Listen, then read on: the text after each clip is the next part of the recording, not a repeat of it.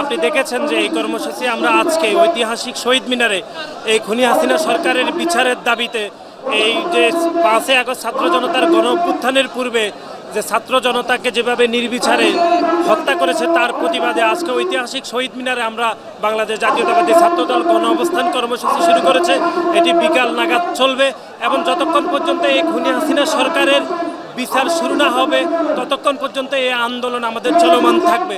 এবং আপনাকে আরেকটি বিষয় আমরা স্মরণ করে দিতে চাই, গত এক যুগের বেশি সময় ধরে এদেশের গণতান্ত্রিক ব্যবস্থাকে শক্তিশালী করতে এদেশের গণমানুষের আপসীন নেতা দেশনায়ক জনাব তারেক রহমানের নেতৃত্বে যে আমরা আন্দোলন সংগ্রাম করেছি, সেই আন্দোলন সংগ্রামে আমাদের হাজার হাজার নেতাকর্মী গুম খুনের শিকার হয়েছে।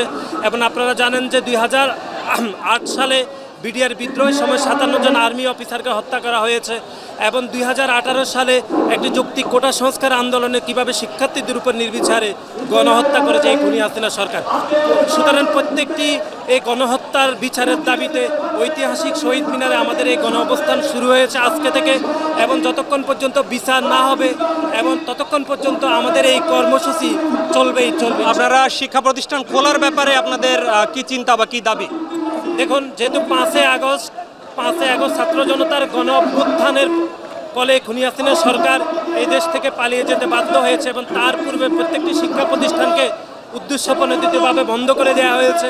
আমরা শিক্ষার্থীদের সাথে ছাত্র সংগঠন হিসাবে আলাপ আলোচনা করছি। বিশ্ববিদ্যালয় প্রশাসনকে আমরা অনুরোধ করেছি যে শিক্ষার পরিবেশ ফিরিয়ে আনার জন্য আমরা নিজেরা কাজ করছি। সুতরাং আমরা মনে করছি একটি দ্রুত সময়ের মধ্যে শিক্ষার পরিবেশ নিশ্চিত সত্ত্বে দ্রুত সময়ের মধ্যে বাংলাদেশের প্রত্যেকটি শিক্ষা প্রতিষ্ঠান খুলে দেওয়ার জন্য আমরা বিশ্ববিদ্যালয় প্রশাসন এবং শিক্ষা মন্ত্রণালয়কে আমরা অনুরোধ করছি।